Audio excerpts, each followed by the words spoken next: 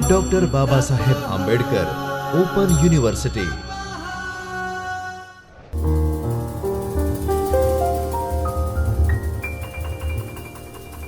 નમસ્કાર વિદ્યાર્થી મિત્રો, મારું નામ ડૉક્ટર ભાગ્યશ્રી રાજપૂત છે. હું ડૉક્ટર બાબા સાહેબ આંબેડકર ઓપન યુનિવર્સિટીના સમાજશાસ્ત્ર વિષયમાં આસિસ્ટન્ટ પ્રોફેસર તરીકે કાર્યરત છું. હું આપ સૌ વિદ્યાર્થી મિત્રોનું ડૉક્ટર બાબા સાહેબ આંબેડકર ઓપન યુનિવર્સિટીના જ્યોતિર્મય પરિસરમાં આવેલ ચૈતન્ય સ્ટુડિયોમાં સ્વાગત કરું છું. વિદ્યાર્થી મિત્રો, આજે આપણે માસ્ટર ઓફ આર્ટ્સ સમાજશાસ્ત્ર તેમાં પાઠ્યક્રમ બીજો નગર સમાજશાસ્ત્ર તેના વિશે વ્યાખ્યાન લઈશું. આજનો આપણો આજે માસ્ટર ઓફ આર્ટ્સ નગર સમાજશાસ્ત્રનો બીજો પાઠ્યક્રમ છે. તેમાં એકમ નંબર 12 નગર સમુદાય અને સામાજિક સમસ્યાઓ તેના વિશે ચર્ચા કરીશું. આપણા આ એકમને શરૂ કરતા પહેલાં તેના મુખ્ય હેતુઓને સમજી લઈએ. વિદ્યાર્થી મિત્રો, આ એકમને સમજ્યા બાદ તમે સ્લમ વિસ્તારોની માહિતી મેળવી શકશો. નગર સમુદાયમાં અસ્પૃશ્યતાની સમસ્યા કેવા પ્રકારની છે, પ્રદૂષણની સમસ્યા કેવા પ્રકારની છે તેનું વર્ણન કરી શકશો. આ ઉપરાંત સમૂહ સંઘર્ષ અને શહેરી ગરીબી તેના વિશેની સમજૂતી મેળવી શકશો. તો વિદ્યાર્થી મિત્રો, આપણા આ જ મુખ્ય હેતુઓને ધ્યાનમાં રાખીને શરૂ કરીએ આજનું આપણું વ્યાખ્યાન. વિદ્યાર્થી મિત્રો, આપણે અગાઉના વ્યાખ્યાનમાં નગર સમુદાયોની જુદી જુદી સમસ્યાઓ વિશે ભણી ગયા. ગુનાખોરી, બાળ ગુનેગારી, આ ઉપરાંત જુદી જુદી જે અન્ય સમસ્યાઓ છે, ગરીબીની સમસ્યા હોય કે મહિલાઓને લગતી સમસ્યા હોય, ઘરેલું હિંસાને લગતી સમસ્યા હોય, તો તેના વિશે આપણે ભણી ગયા.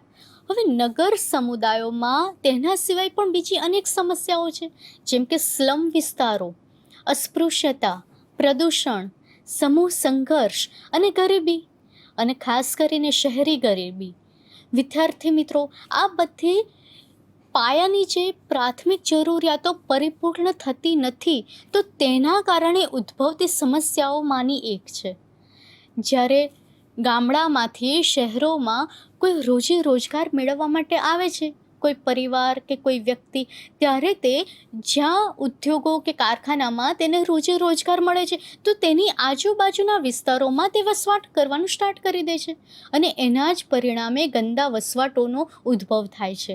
સ્લમ વિસ્તારોની શરૂઆત થાય છે અને એના જ લીધે સ્લમ વિસ્તારો એ મોટે પાયે બનતા જાય છે. એનું કારણ એ કે શહેરોમાં જે લોકો આવે છે રોજી રોજગાર મેળવવા માટે, તે લોકો માટે આવાસની પૂરતી વ્યવસ્થા હોતી નથી. ના જમીન હોય છે કે ના પોતાનું ઘર હોય છે. એના જ લીધે ઉદ્યોગો કે કારખાનાની આજુબાજુ અથવા તો ફૂટપાથ પર ઝૂંપડપટ્ટી બાંધીને પણ તે લોકો રહી જાય છે. વિદ્યાર્થી મિત્રો, અસ્પૃશ્યતાની સમસ્યા એ કોઈ પણ સમસ્યાની, કોઈ પણ સમાજની એ મુખ્ય સમસ્યા આપણે ગણાવી શકાય. એનું કારણ એ કે અસ્પૃશ્યતા એક એવી સમસ્યા છે કે જે ઊંચ નીચના ભેદભાવને વધુને વધુ ઊંડી બનાવે છે. અને આ અસ્પૃશ્યતાની સમસ્યા એ મોટે ભાગે આવાસ અને રોજગારના ક્ષેત્રોમાં જોવા મળે છે. અને એના જ લીધે સામાજિક વિખવાદ, સામાજિક વિભાજન અને છૂવાછૂતની સમસ્યાઓ એ વધતી જાય છે. જ્ઞાતિગત સંઘર્ષોની સમસ્યા પણ વધતી જાય છે. વિદ્યાર્થી મિત્રો, પ્રદૂષણના લીધે લોકોને શારીરિક માનસિક રોગોની સમસ્યા થાય છે. ટ્રાફિક ગીચતા, ઉદ્યોગોને કારણે વધુ પડતા શહેરીકરણ, વધુ પડતા વૈશ્વિકરણને કારણે પણ પ્રદૂષણની સમસ્યા ઉદ્ભવતી જોવા મળે છે. આ બધી સમસ્યાઓને હવે આપણે વિગતવાર જોઈશું. સ્લમ વિસ્તારોની સમસ્યા વિશે ફ્રેડરિક એન્જલ્સે બ્રિટનના સ્લમ વસવાટોની સ્થિતિનું વર્ણન કર્યું છે. ત્યાંનું તેમને રિસર્ચ કર્યું છે અને તેમણે 1844માં લખ્યું છે કે ઔદ્યોગિકરણને પરિણામે દરેક શહેરમાં ગંદા વસવાટો જોવા મળે છે, જ્યાં લોકો ભયાનક ગરીબાઈ અને ગંદકીથી સબળતા હોય છે. આ ઉપરાંત લુઈસ મોમફર્ટ નામના વૈજ્ઞાનિક એમ કહે છે કે ફેક્ટરી, રેલવે, ગંદા વસવાટોનું અસ્તિત્વ એકબીજા સાથે સંકળાયેલું છે. વિદ્યાર્થી મિત્રો, આપણે અગાઉ પ્રસ્તાવનામાં જ જોઈ ગયા કે જ્યાં જ્યાં ઉદ્યોગો અને કારખાનાઓ હોય છે, તેની આજુબાજુના વિસ્તારોમાં જે કોઈ પણ મજૂરો હોય છે, જેમની પાસે પોતાનું આવાસ હોતું નથી, તો તે લોકો ગંદા વસવાટોમાં રહેવા માટે ટેવાઈ જતા હોય છે, અથવા તો ના છૂટકે તેમને ઝૂંપડપટ્ટી બાંધીને પણ રહેવું પડતું હોય છે. હવે જે આ બધા એરિયા છે કે જેને આપણે ઝૂંપડપટ્ટી અથવા તો ગંદા વસવાટો તરીકે ઓળખવીએ છીએ, તેને blighted area, grey area, lower class neighbourhood, air income area, inner core area વગેરે જેવા શબ્દોથી પણ ઓળખવામાં આવે છે. જુદા જુદા દેશોમાં તેને અલગ અલગ શબ્દ પ્રયોગોમાંથી ઓળખવામાં આવે છે. જેમ કે બ્રાઝિલમાં વિલાસ ડી મેલોકાસ, ચીલીના સાન્ટિયાગો, હેરમાં પોબ્લેસિયોન્સ ટેલ્પાન્સ, કોલંબિયામાં બેરિયોસ ગ્લેન્ડસ્ટિનોસ, આમ જુદા જુદા નામથી ઓળખવામાં આવે છે. આપણા ભારતમાં પણ ચાલી, ઝૂંપડપટ્ટી, આક્તાસ, ઝુગ્ગી અને ચેરી વગેરે નામોથી ઓળખાય છે. તો વિદ્યાર્થી મિત્રો, સ્લમ વિસ્તારોની સમસ્યા જેટલી જટિલ છે એટલા તેના નામ પણ જટિલ છે. વિદ્યાર્થી મિત્રો, હવે આપણે આગળ જોઈએ તો સ્લમ વિસ્તારો આપણે કેવી રીતે ઓળખાવી શકાય, તેના લક્ષણો કેવા છે. તો એ આપણને ખ્યાલ આવી જાય કે ઘરોની ખરાબ બિસ્માર સ્થિતિ હોય. જેમ કે ઝૂંપડપટ્ટીનો આપણે આવાસ જોઈએ તો કદાચ બની શકે કે પ્લાસ્ટિકના અમુક જે પતરાળા હોય કે એનાથી બાંધેલું હોય, કોઈ સૂકા ઘાસ હોય તેનાથી બાંધેલું હોય, વાંસથી બાંધેલું હોય, અને એ પાક્કા ઈંટોના બાંધકામ હોતા નથી. ઘરો અને તેની વસ્તી ગીચતા પણ ખૂબ જ હોય છે. ત્યાં ગંદકી પણ એટલી જોવા મળે છે. ત્યાં પાણી, વીજળી કે જે પ્રાથમિક સુવિધાઓ આપણે કહીએ છીએ તે સુવિધાઓનો અભાવ હોય છે. નજીવી ભૌતિક અને આરોગ્ય સેવાઓનો પણ અભાવ જોવા મળે છે. વિદ્યાર્થી મિત્રો, ગંદા વસવાટ હોવાને લીધે ત્યાં ગટરની પૂરતી વ્યવસ્થા હોતી નથી, પાણીની પૂરતી વ્યવસ્થા હોતી નથી, શૌચાલયની પૂરતી વ્યવસ્થા હોતી નથી. આ ઉપરાંત રસોઈ કરવા માટે પણ પૂરતી વ્યવસ્થા હોતી નથી.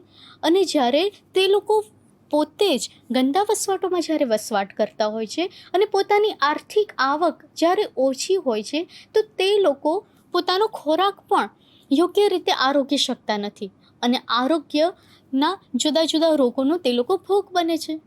વિદ્યાર્થી મિત્રો, જ્યારે આ લોકો ઓછી આવક ધરાવતા હોય છે, જે લોકો ગંદા વસવાટોમાં વસવાટ કરતા હોય છે, સ્લમ વિસ્તારોમાં વસવાટ કરતા હોય છે, તે લોકો પોતાનું જીવન નિર્વાહ વધારવા માટે અથવા તો પોતાને ભૌતિક સુવિધાઓ મળી રહે તે માટે ગેરમાર્ગે પણ દોરાતા જોવા મળે છે. ધોરણભંગ વર્તન કરે છે અને ગેરકાનૂની કેટલાક જૂથોમાં તેઓ સંકળાઈ જાય છે. પોતાની સંસ્કૃતિ, જે ધોરણો, મૂલ્યો, રીત રિવાજો છે, મૂલ્યો છે, તેનું તે લોકો પાલન કરતા નથી. અને ક્યાંક ને ક્યાંક અન્ય સમાજથી તેઓ પોતે વિખૂટા છે, તેઓ પોતે અલગ છે, એ જ રીતે પોતાને સમજે છે અથવા તો પોતાને ખૂબ જ પ્રકારનું નિમ્ન દરજ્જામાં ધકેલી દીધા હોય તેવું તેઓ માને છે. તો આ સ્લમ વિસ્તારના મુખ્ય લક્ષણો આપણે જણાવી શકાય. વિદ્યાર્થી મિત્રો, સ્લમ વિસ્તારના પ્રકારો વિશે જુદા જુદા વૈજ્ઞાનિકોએ જે સંશોધનો કર્યા તેમાં John Seeley the permanent necessitarians, the temporary necessitarians, the permanent opportunist અને ધ ટેમ્પરરી ઓપોર્ચ્યુનિસ્ટ આ પ્રકારો સ્લમ વિસ્તારના આપ્યા છે. એટલે કે ધ પરમેનન્ટ નેસેસિટારિયન્સ એટલે કે જે લોકો કાયમી રહે છે, તો તેને સ્લમ વિસ્તારમાં કાયમી રહેનારા લોકોને આ જૂથમાં આ પ્રકારમાં તેમને સાંકળ્યું છે. જે લોકો ટેમ્પરરી એટલે કે ફક્ત અમુક સમયગાળા માટે સ્લમ વિસ્તારમાં રહેતા હોય તો તેને આ ટેમ્પરરી નેસેસિટારિયન્સના પ્રકારમાં તેમને સાંકળ્યું છે. પરમેનન્ટ ઓપોર્ચ્યુનિસ્ટ એટલે કે જે લોકો અમુક પ્રકારની તક ઝડપી લીધી છે, અમુક ઉદ્યોગો કે કારખાના કે અમુક એવા વિસ્તારો કે જ્યાં કદી કોઈ પણ ગવર્મેન્ટ હોય કે પછી કોઈ પણ સંસ્થા હોય તેનું આધિપત્ય આવવાનું નથી, તો તે લોકો પોતાની એ તકને ઝડપી લે છે અને કાયમી એ સ્લમ વિસ્તાર એને બનાવી લે છે.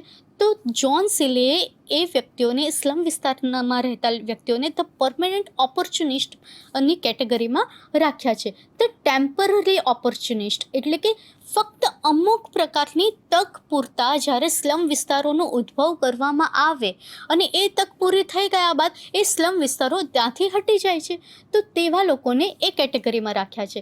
જેમ કે કોઈ બિલ્ડિંગનું બાંધકામ થતું હોય તો તેની આજુબાજુના કોઈ મેદાન જેવા વિસ્તારમાં અથવા તો ફૂટપાથ પર જ્યારે ટેમ્પરરી સ્લમ વિસ્તારનું નિર્માણ થાય, ઝૂંપડપટ્ટી બાંધીને તે લોકો રહેતા હોય, અને જ્યારે બિલ્ડિંગ કે પછી પોતાની જે કોઈ તક છે કે જે ગોલ છે એ અચીવમેન્ટ પૂરું થઈ જાય, તો ત્યારબાદ તે સ્લમ વિસ્તાર એ દૂર થઈ જાય છે. એ જ રીતે ભારતમાં પણ ગંદા વસવાટોના જુદા જુદા પ્રકારો છે. આપણે જૂના બહુમાળી મકાનો જોયા હશે, ચાલીઓ જોઈ હશે અને ઝૂંપડપટ્ટીઓ. તો આ બધા ભારતમાં ગંદા વસવાટોના પ્રકારો છે. વિદ્યાર્થી મિત્રો, હવે આપણે વાત કરીએ અસ્પૃશ્યતાની સમસ્યા વિશે. અસ્પૃશ્યતાની સમસ્યા એક ખૂબ જ ગંભીર સમસ્યા છે. તેને નિવારવા માટે કાયદા કાનૂની પગલાં પણ છે અને સમાજ સુધારકોએ પણ અનેક મહત્ત્વનો ફાળો આપ્યો છે. કલમ 15, કલમ 17, કલમ 23 એમ જુદી જુદી કલમોમાં દરેક સમાજના લોકોને એક સમાન ગણવામાં આવ્યા છે. ધર્મ, જ્ઞાતિ, જાતિ, ભાષા અથવા તેમાંની કોઈ એક પણ બાબતના ભેદભાવ હેઠળ પ્રવેશની ના પાડી શકાય નહીં તેવી અનેક કાયદાકીય જોગવાઈઓ હાથ ધરવામાં આવી છે. વિદ્યાર્થી મિત્રો, હવે આપણે વાત કરીએ પ્રદૂષણની. પ્રદૂષણના પરિણામો. પ્રદૂષણ વિશે તો આપણને ખ્યાલ જ છે કે એના લીધે ઘણા બધા શ્વાસ સંબંધિત રોગો, વાયુ પ્રદૂષણથી પણ દમ, શ્વાસના રોગો, ફેફસાના રોગો થતા હોય છે. પર્યાવરણનું નુકસાન થાય છે. શારીરિક માનસિક નુકસાન તો થાય જ છે, કૌટુંબિક નુકસાન પણ થતું હોય છે, કૌટુંબિક ભંગાણ પણ થતું હોય છે. માનવ સ્વાસ્થ્ય પર હાનિકારક અસર થતી જોવા મળે છે. વિદ્યાર્થી મિત્રો, પ્રદૂષણમાં સૌથી વધારે ઔદ્યોગિક હોનારતો હોય કે પછી વધુ પડતું શહેરીકરણ, શહેરી આયોજનનો અભાવ, વધુ પડતા વાહન વ્યવહારનો ઉદ્ભવ, વાહન વ્યવહારના લીધે જે ઝેરી વાયુઓનું ઉત્સર્જન થાય છે, તો એ બધાના લીધે પણ પ્રદૂષણનો વ્યાપ વિસ્તાર પણ વધે છે અને તેને સ્વાસ્થ્યની ગંભીર કટોકટી પણ જોવા મળે છે. વિદ્યાર્થી મિત્રો, હવે આપણે વાત કરીએ સમૂહ સંઘર્ષની. આપણે શહેરીકરણ, વૈશ્વિકરણની વાત કરીએ છીએ. જેમ જેમ ઉદ્યોગોનો, કારખાનાઓનો, શિક્ષણનો વધારો થતો જાય છે, તેમ તેમ તક મેળવવા માટે વ્યક્તિ એક શહેરમાંથી બીજા શહેરમાં, ગામડામાંથી શહેરમાં, એક દેશમાંથી બીજા દેશમાં તે લોકો સ્થળાંતર કરે છે. અને એના જ લીધે જ્યારે સમૂહની ગીચતા વધે તો સંઘર્ષ ઉદ્ભવે છે. કેટલીક વખત સંસાધનોની સ્પર્ધા વધી જાય છે. આવાસ, રહેઠાણ, ખોરાક એ પૂરતા સમયમાં બધા જ લોકોને આપી શકવા એ ના તો સરકાર સક્ષમ બની રહે છે કે ના તો કોઈ ખાનગી સંસ્થાઓ કે ના સમાજ સુધારકો કે જે પોતે સેવા આપતા હોય તે લોકો પણ સક્ષમ બની શકતા નથી. કેટલીક વખત જ્ઞાતિ અને ધર્મ આધારિત ગેટોઇઝેશન પણ જોવા મળે છે. શહેરોમાં લોકો પોતાની પરંપરાગત ઓળખ મુજબના વિસ્તારોમાં વધુ રહેવાનું પસંદ કરે છે. રાજકીય અને આર્થિક વિષમતા પણ જોવા મળે છે અને એના લીધે પણ સમૂહ સંઘર્ષ શહેરોમાં વધારે પડતું જોવા મળે છે.